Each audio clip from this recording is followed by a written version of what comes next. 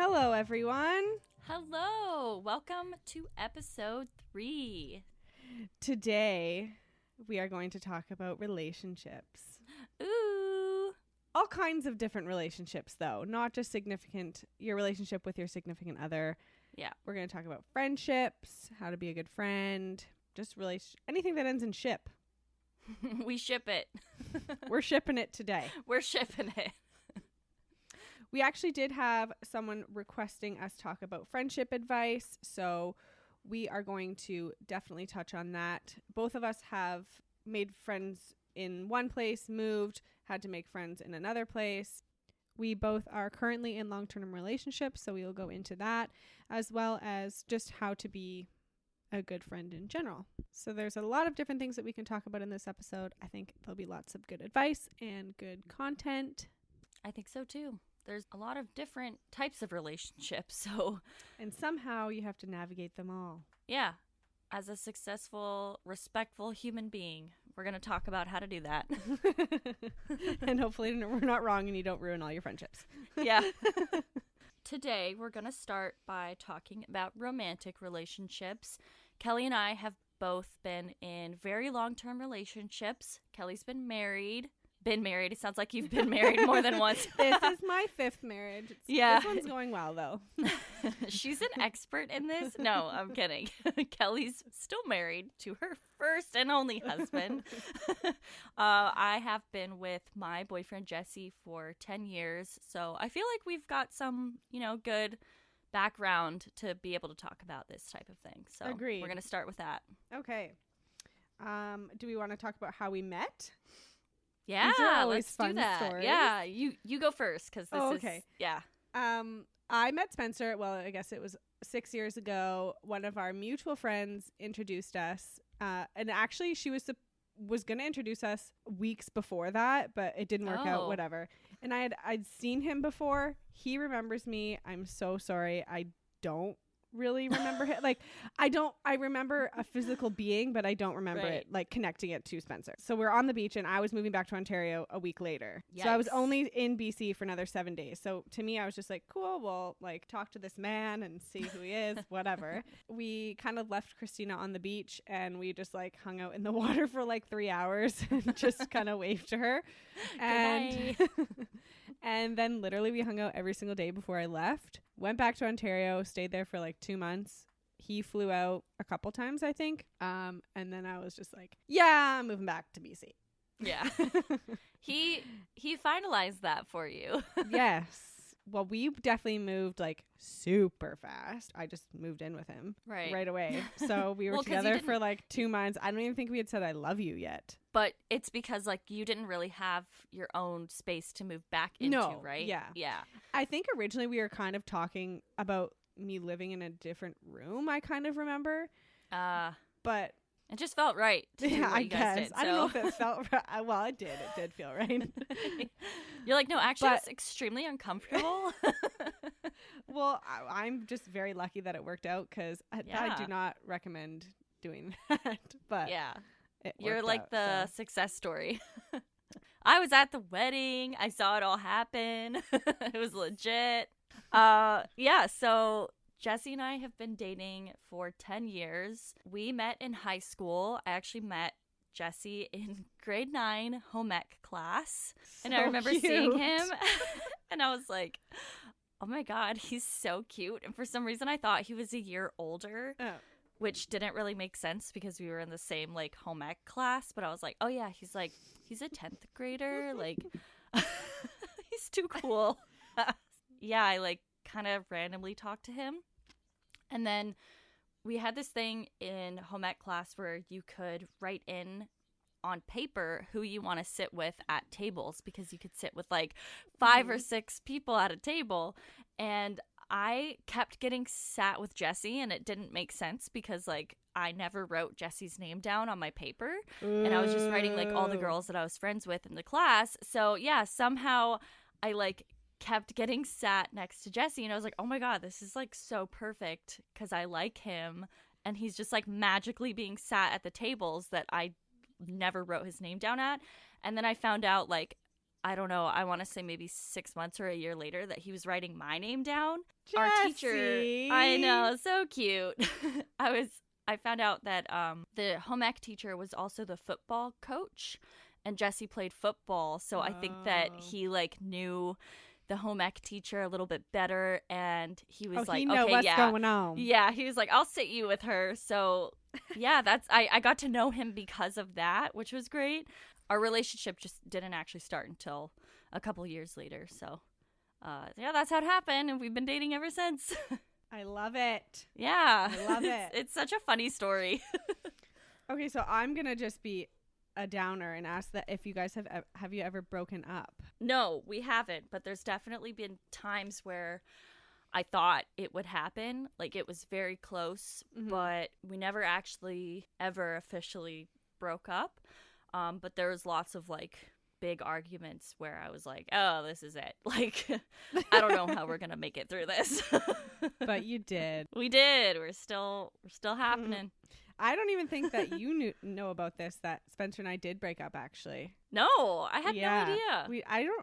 Oh my gosh. It was like 2016, I think. No. Yeah, 2016.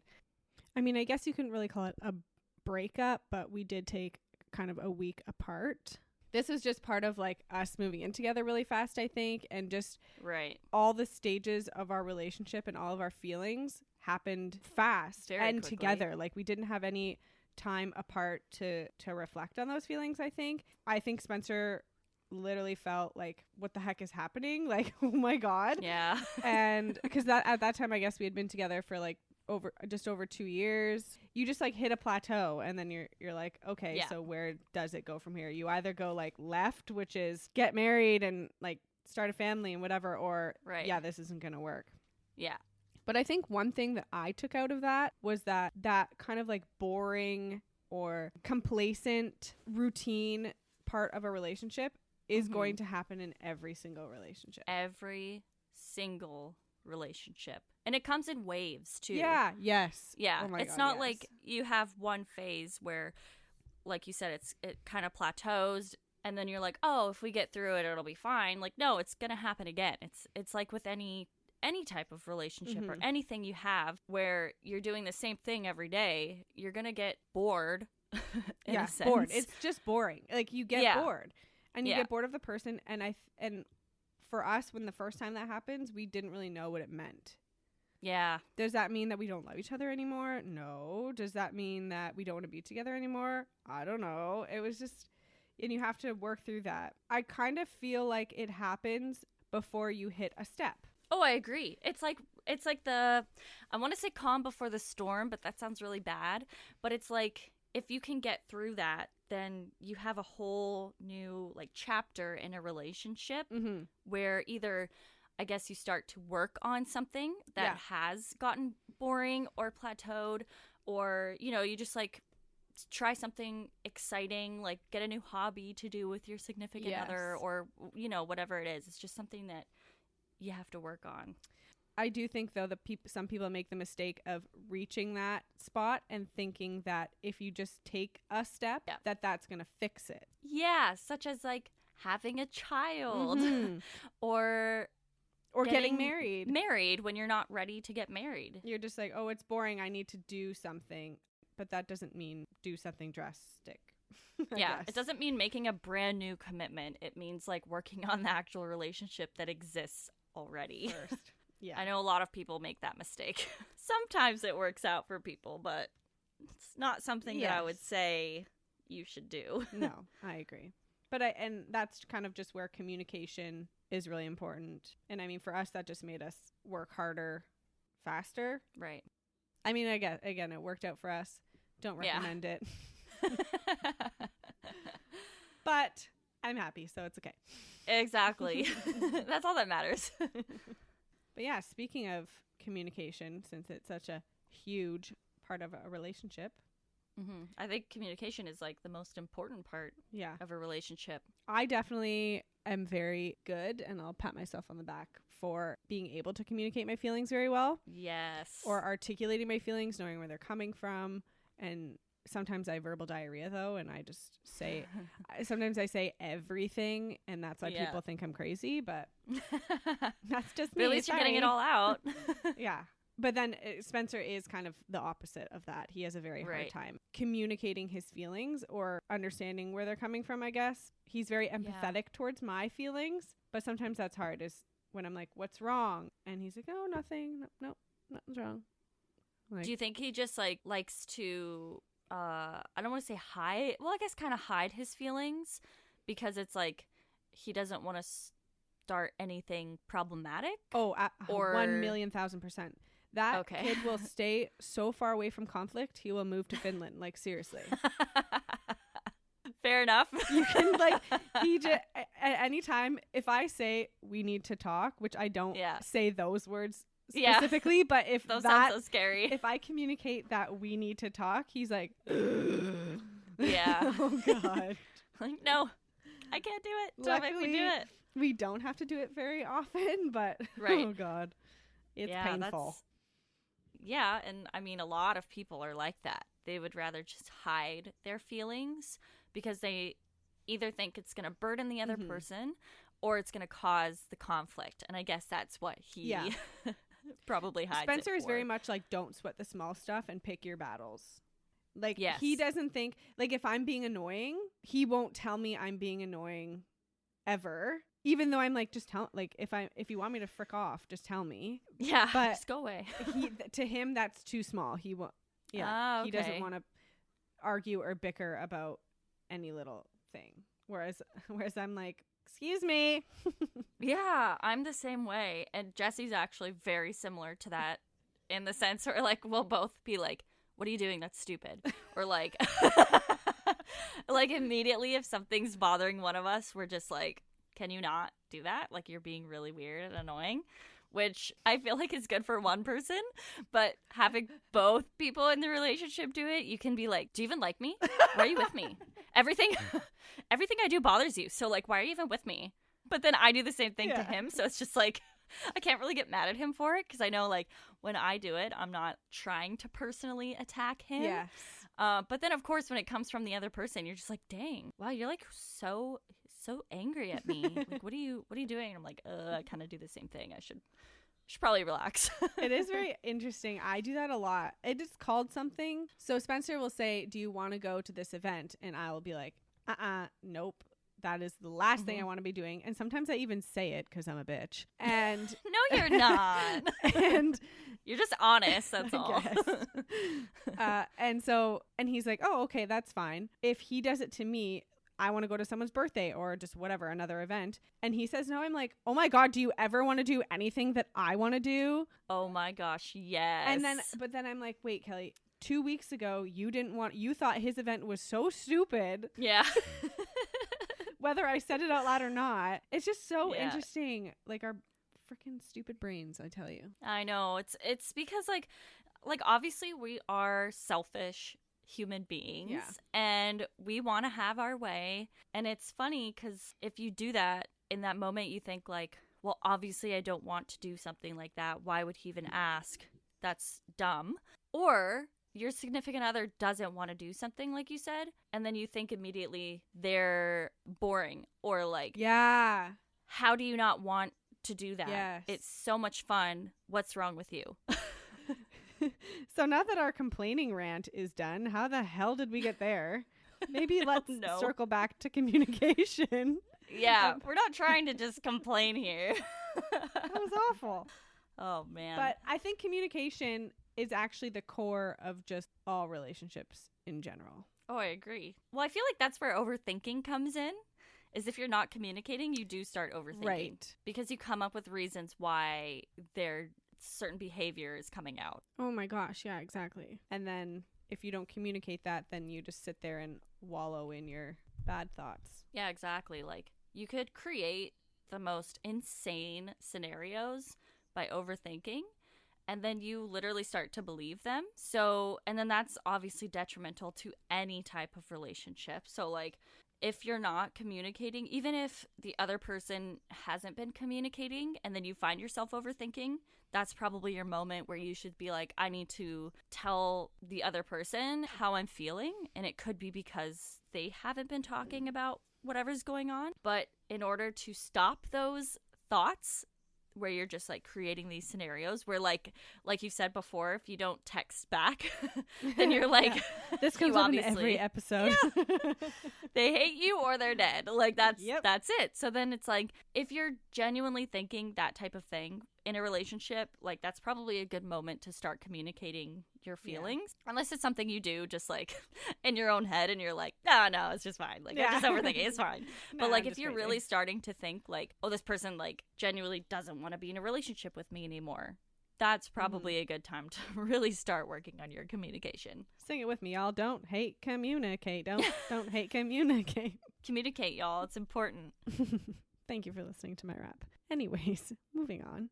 Something that I've noticed too is that a lot of ways to keep a romantic relationship afloat or going smoothly flows into friendship or any relationship. So like I said, communication is, I think, the core of most relationships, but yeah, like each relationship that you have with any person in your life still is going to have the same core values, I guess, or like building blocks, I guess. Each successful relationship is going to be built off of the same foundation. Yeah. Like, I also do want to talk about like how friendships end.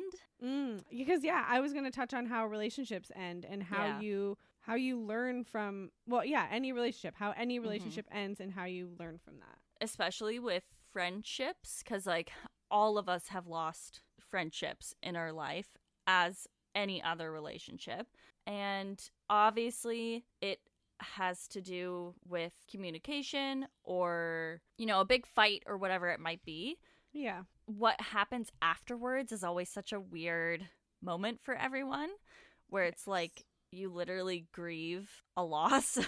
Yeah. And it's not just romantic relationships, it's friendships, it's any other platonic relationship, like with family members or whatever. Because you've had other relationships in the past, like romantic relationships. How did those end for you?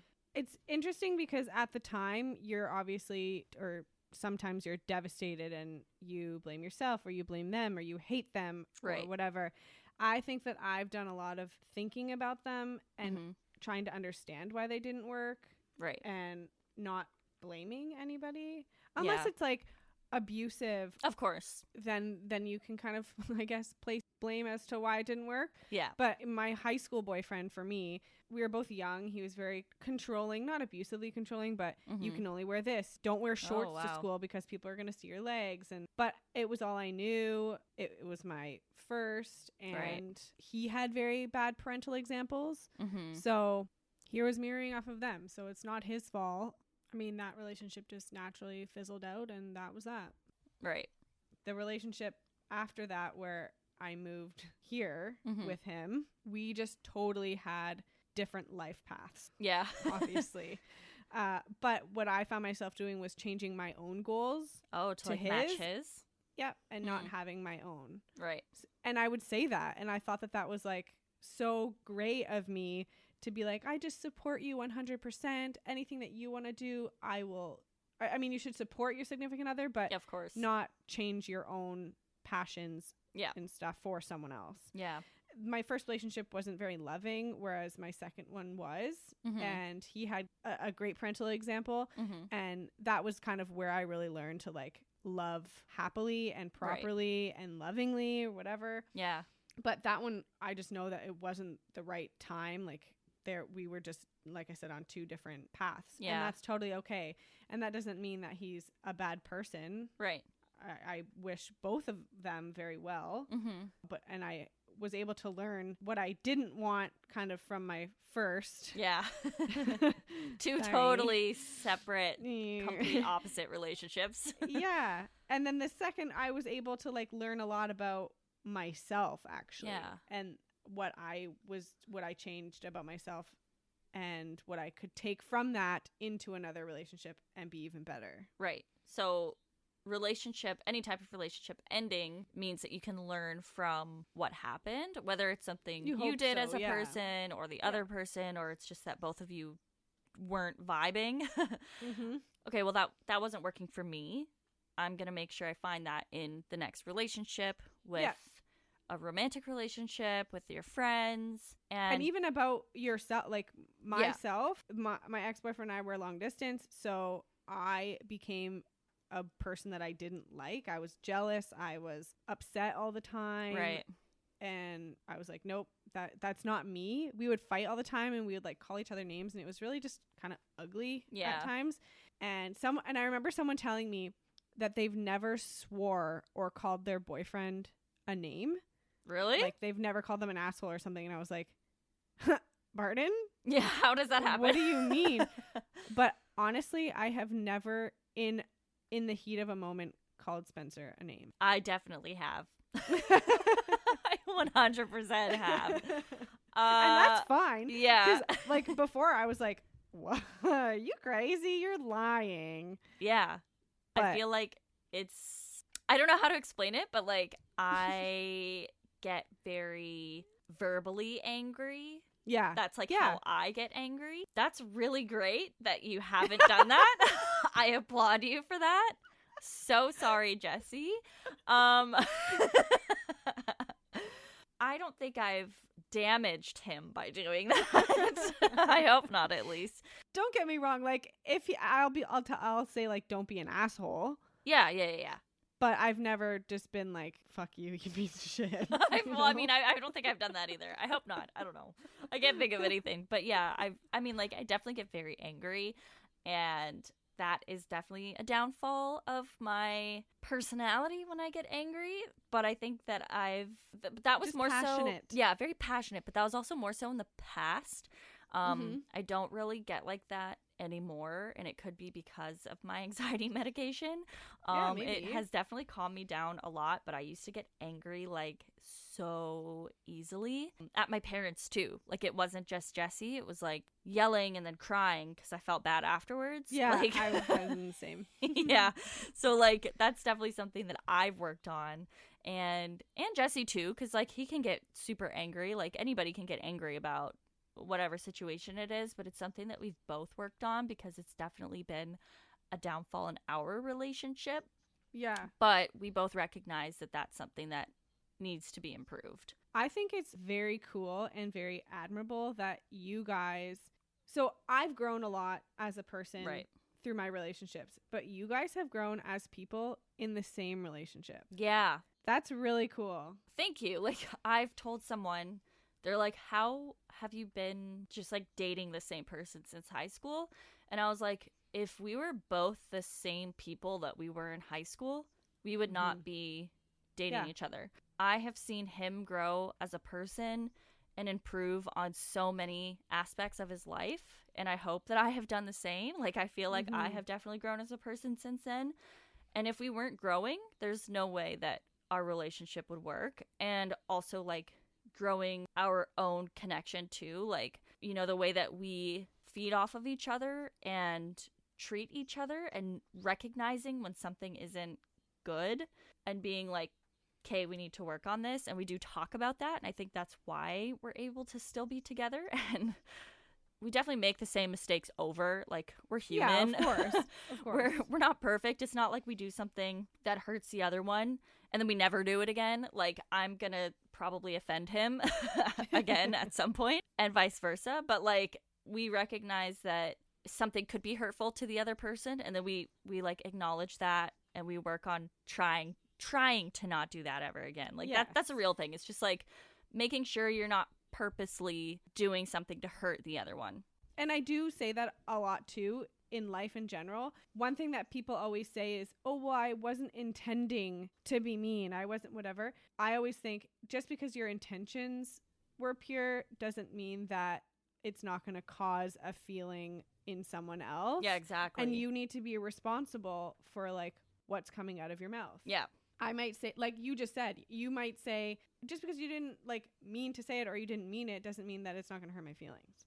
Yeah, exactly. And it's taking responsibility for it. So, like, even if you didn't intend it, like you said, you should still be willing to say, you know, I did say that, and I'm sorry that it hurt you, and I'll work on not doing that again. Yeah. And being like, I recognize that what I did do, even if it was supposed to be a joke, it did hurt you. It didn't translate that way, so... Yes, yeah. exactly. Yeah.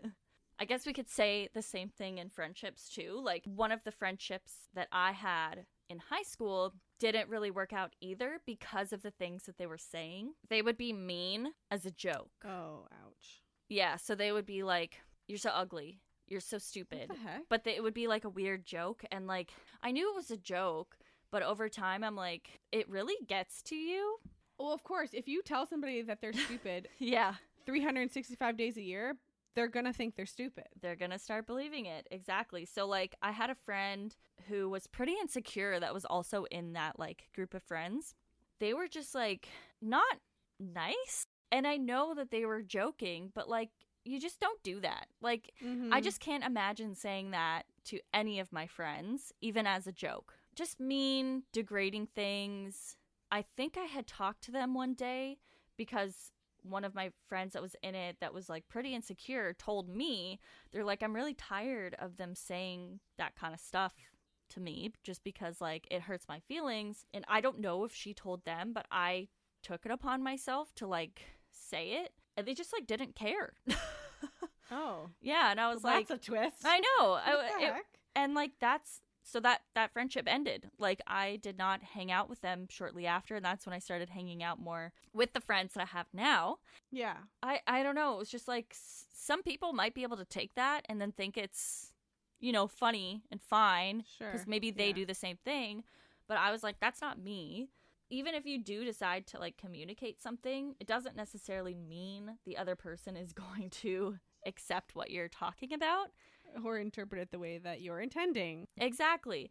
And then that's when like if the communication fails and they're not accepting the way that you're feeling, that's I think when most relationships end. Yeah. Most friendships end. That's your cue to move on. Exactly. So like if somebody comes to you and they're saying like, hey, you did this thing to me in a friendship and I didn't appreciate it because it made me feel really bad. Don't be that person that says like, I don't care. You should be able to take it as a joke. That's not helpful in any type of relationship.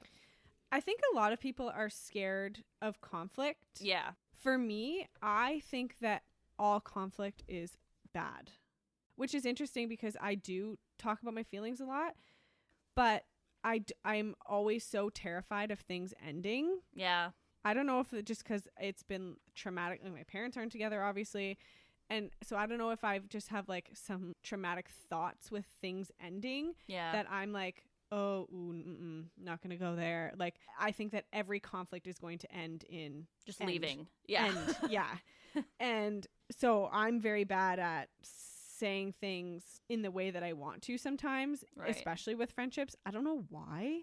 I'm worried about hurting people's feelings, but I'm also worried about things ending. I'm going to get all therapists right now. Okay.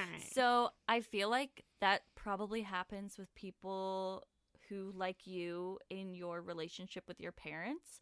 So like your dad, because you don't have your dad really in your life right now, right? That's a person that historically dads are, you know, in your life. They're supposed to like be there for you all the time. Yeah. When you think about, you know, having a serious conversation with a friend, obviously you have that fear of like where that unconditional love is supposed to be. It's probably not going to happen because like you didn't have that example from someone who is supposed to be there for you all of the time.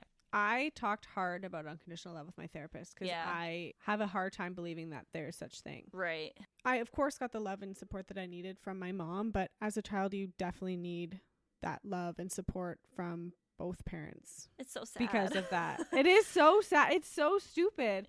And it's not stupid. It's just like, I get why you would feel that. Yeah. And there's some days where I'm like, yeah, cool, whatever. But it's hard situations that makes that come up for me and be like, oh, they could probably just say, oh, I don't want to be your friend anymore. Right. And they would be fine. Whereas I'm sure it's just as hard for them to have a conversation. You know what I mean? Oh, probably, like, it's just interesting how that happens. Yeah. And I feel like I'm the opposite, where like, because my parents, like, I've seen them not fight, but like, they argue and they yell and like, but then they come right back and they're like, I love you, I'm sorry. And they're still always there, which is a good and a bad thing, because that's why I get so angry with Jesse, and that's why I yell, and that's why I feel like I can do that, because I'm like, oh, he's always gonna like be there and he's always gonna love me anyways. But that's not true. It's so funny that we're like the complete opposite. Yeah. So like and it's not good but I do it, or at least I did it. I mean, obviously I still get super angry, but like every once in a while. But I think I did it more often before I recognized that, because I was so comfortable in knowing like, oh, well, he's going to love me forever and he'll never leave me, so I can do whatever I want. And that's not a healthy way to treat someone in a relationship. But thankfully, he's still with me. But Jesse. yeah, thank you, because I've like said some definitely awful things, and I've been very mean in our relationship. That also teaches him that he could probably do the same thing to me, and I would still so like fair. It's just unconditional love. Yeah, like I wouldn't lean on unconditional love as a crutch. Yes, because that could also be pretty detrimental, because like you shouldn't be able to treat someone however you want and get away with it and still expect them to like feel the exact same way about you after. Like I said earlier, the reason why we have stayed together is because afterwards we recognize like that's not cool, so we don't do it. And your parents too. Like I shouldn't have done that in my relationship with my parents either. Again, it's something that like we've all recognized. That's not a reason to get that upset and treat somebody like that. And I think that's where Spencer is good, is that if I get mad at something, he's like, Kelly, you realize how small this is? Yeah. Like, I didn't go out and stay out all night and didn't call you or whatever. Yeah. I literally just didn't put a dish away. Yeah. And I'm like, oh yeah, so true. Like, I guess it could be worse. Yeah. That dang plate. But also it's not good to compare yourself to others. That's absolutely. Like if you were to say, oh well, at least he's not out cheating on me like so and so is, it's so not good to compare yourself or your relationship to others. Comparison is like awful. It's everybody does it at some point. It's really hard not to. Just don't rely on that kind of information for a relationship. Even a relationship with yourself. Yes. Just don't rely on comparing yourself to other people. Nobody is exactly the same. Their life is never going to be the same as yours. Someone else's relationship is never going to be the same as yours. Just don't compare. Yeah. It's only going to make you angry and sad.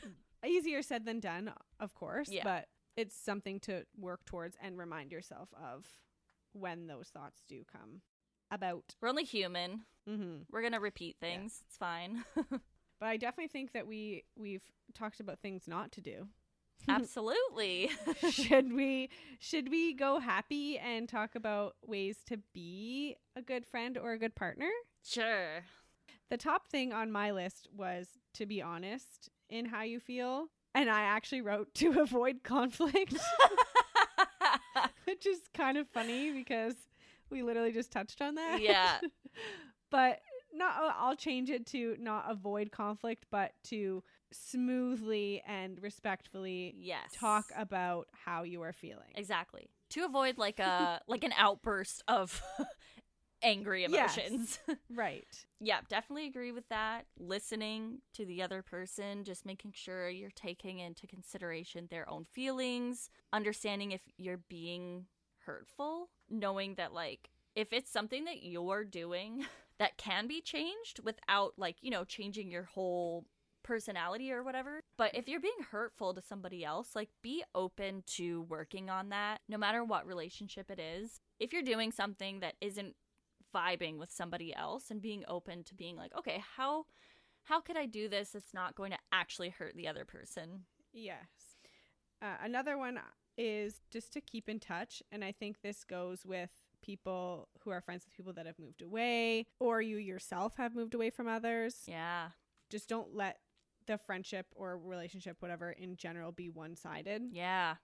So what I mean by that is not being the first one to initiate conversation if you haven't seen each other in a long time, or hanging out, you know, seeing each other, especially for long distance relationships. Yeah. That will make it kind of fade. It's easy to fade. Yeah.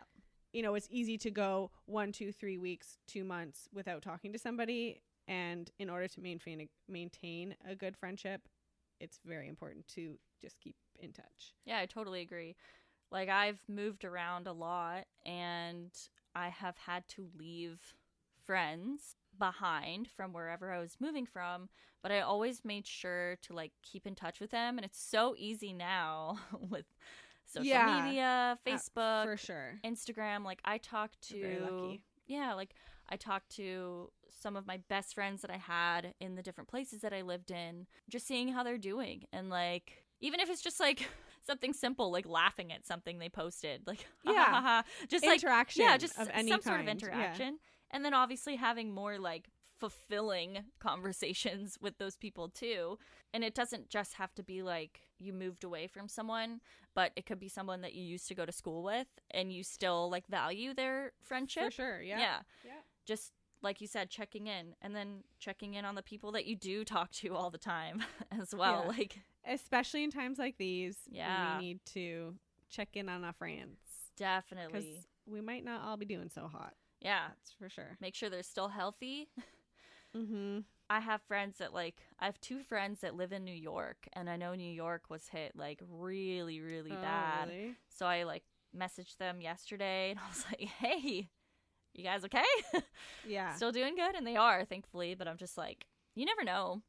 I think the other day I just kind of went through my list of friends, and I think I sent like 6 or 7 texts just being like, checking in, how's it going? Are you okay? Do you need anything? Yeah.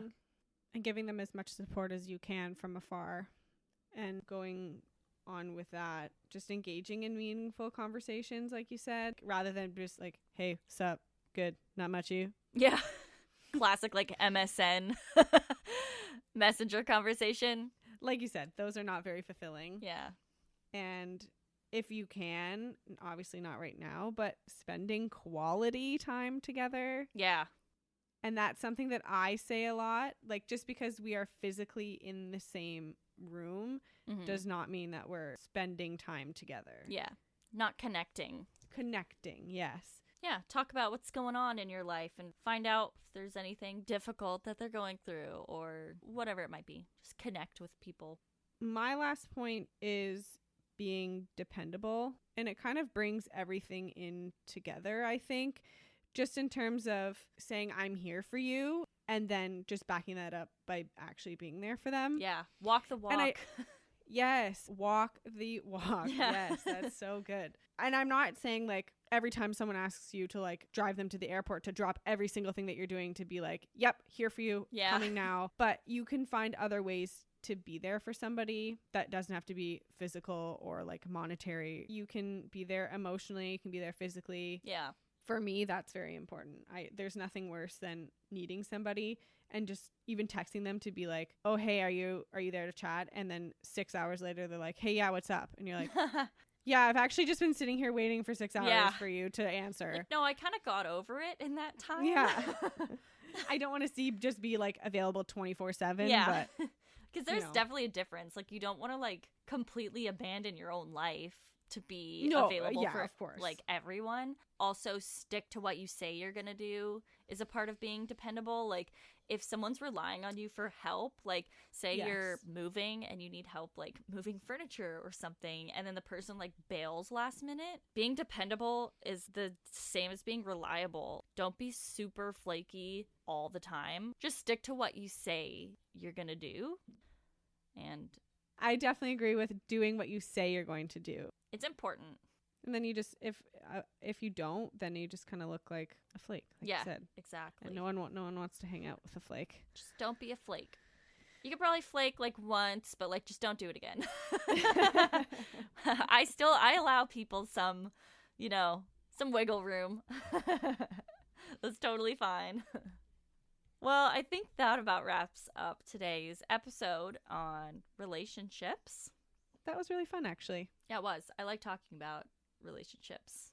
They're all different. I feel like I actually learned something today. I did too. You talked about some things that I didn't even know that you went through and that you feel in your relationship. So it's good. I'm glad. I definitely learned a lot from you. That's for sure. Thanks, Brittany. Yeah. Same goes to you. Oh, thank you. On that note, we can talk about our therapy for the week. Yes. For me, my therapy this week was just staying connected to the people that I love. My grandma is in a care home, and the care home has not been affected by COVID-19, which is great, but her health is declining. So it's just really sad that I can't go see her right now. But it's been great, staying connected with my family and all of my friends. Lots of people have reached out to, talk about my grandma. It helps a lot because obviously it's a really sad time, but just being able to talk to people about it has been great. So that's it's been a really helpful. A sad thing that brings people together. Yeah, it does. Yeah. What about you? I was kind of going to go the same route. I had my birthday in isolation, so it was really nice. I had some drive-by visits, some drop-offs. Yeah. One of my friends made a really nice video of all my friends saying happy birthday. Brittany was one of them. And it was just so nice. Not the way I wanted to spend my birthday, obviously. Yeah. But the people around me really made it special. Well, I definitely won't forget that one. That's for sure. Yeah. I'm glad. I'm glad that it was still, as enjoyable as it can be during this time. Thank you for joining us for this episode on relationships. And you can follow us on Instagram at Not Your Therapist. And you can also send us an email if you have anything that you want us to talk about, or send in some questions or stories at notyourtherapist@gmail.com. We'll chat with you soon. Aloha.